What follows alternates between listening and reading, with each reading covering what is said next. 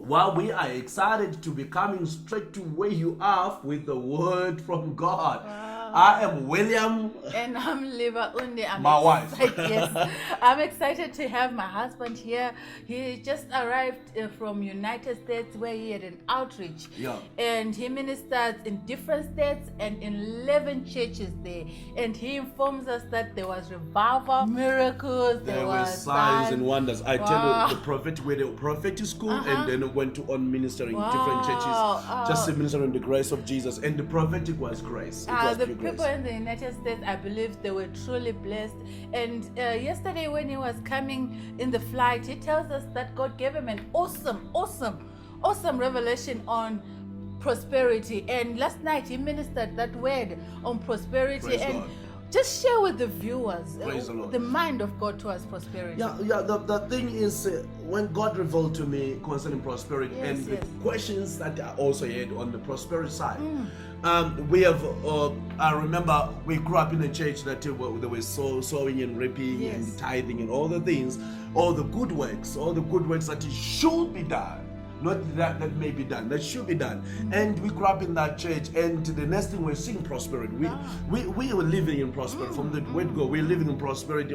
I was in business, and we're seeing success. Yes. And you also were working for Reserve Bank, Yes. but we're seeing so much success in our life. And then I started hearing grace, and in hearing grace, then I said, the work is done. We don't need to give.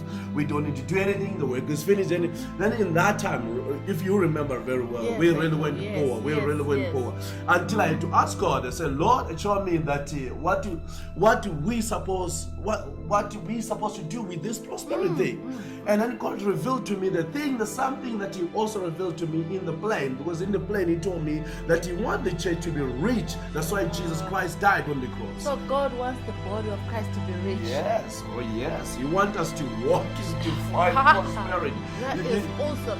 He has no plans for poverty. He has no plans. He doesn't want us to be poor. That's why getting that, viewers? Jesus came so that we can walk in prosperity. He came that we can be rich. And the thing that God showed me now is Jesus has already provided blessings.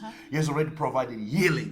He has already provided the glory. He has already provided success. He has already provided all these things. But the thing is, we have a part to play, and that part is a part of faith. That faith is a fruit of grace. When you hear these things, then you receive faith, and then when you receive faith, then faith is works. And those works, they come and they make you receive. They make you get hold of what is already yours.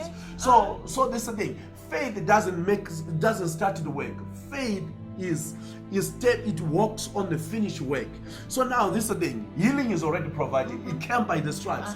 But when I lay hands on the sick, they recover. Why? It's a step of faith, and then gives healing. So the same thing with prosperity. We can't say, just become poor, that might be rich, then we end there. There is a step of faith that needs to be done. And Paul tells us in the book of 1 Corinthians 3 verses 6. This is what Paul says. He says, I have planted, and Apollos says water, but God gives increase. He doesn't say, God gives increase by grace, I don't need to do anything. He says, I did my part, and God gives increase. Viewers, are you hearing that?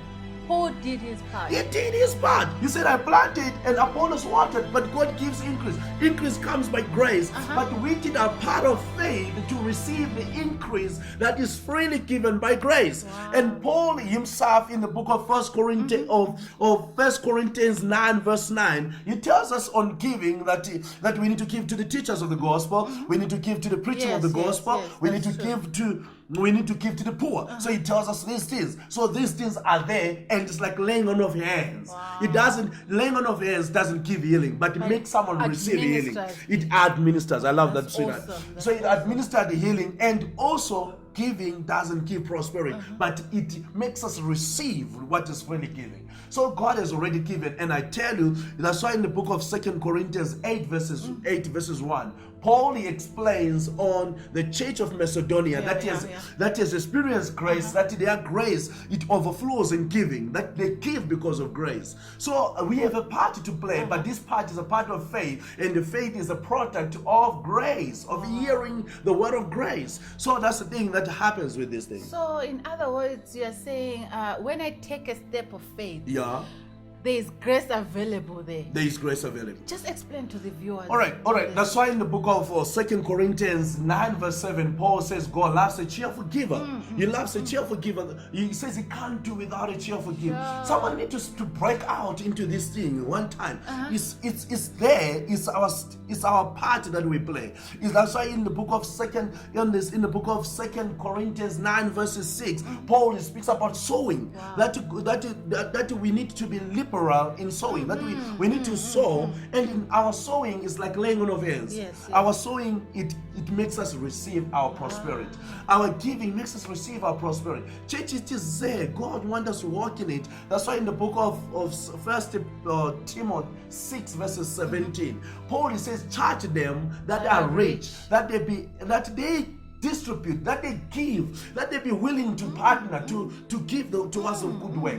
And said by that in verse 19, he says they are laying a good foundation towards the economy to come, towards the time to come. So in giving also prepares for our future with everything. So there's part of giving, and to me, I've heard the word that I've heard people saying, you don't need to give, you don't need to do anything, God loves you. And that's inclusion again. It's inclusion, because inclusion tells us we don't need to believe. It doesn't say God accept us. That's inclusion. And then inclusion also tells us we don't need to be laid hands, we are healed. And I tell you, child of God, you need to step out. There is a work of faith, and faith is in part faith comes by hearing grace. Stay under hearing grace, and then you receive this faith and step out and do something in faith. I remember when we lost our car, I stepped out, we gave two more cars, and we gave money, we partnered, we started doing some things, and we saw the amazing grace. You did your part, and there was grace. Yeah, there is grace for me to do my part. Wow. So grace come first, and then we do our part. So grace ushers us, empowers us to do our part. Wow. So tonight, today, I say receive the grace. Wherever you are, I say, child of God, receive the grace of the Lord, and then do what God wanted to do. Step out, lay hands on the sick and see healing, and step out and give and see your prosperity. This is the thing. God wants you to see prosperity. There is no testimony of not giving, but there are many testimonies of people that gave. So step out and do something. Stop fighting with tithing. Stop fighting with giving. Stop fighting with sowing. Stop fighting with these good works. These good works are making gospel to go. I preach in America. I preach in villages. I preach in places. I could not have done that without special partners we have. And I appreciate God for those partners. We really appreciate God. God has blessed us with 5 partners, and you really also can partner with us. Amen. Praise God. You can partner with us. The banking details are on the screen right now. You can join into this good work of God. People are getting healed. The message of the gospel of our Lord Jesus Christ is going us everywhere. Partner with us. Partner with us. You can subscribe on YouTube. It's William Ondi. You can follow us on Facebook, Prophet William Ondi, and you just be blessed. Just be blessed. Be blessed. Amen.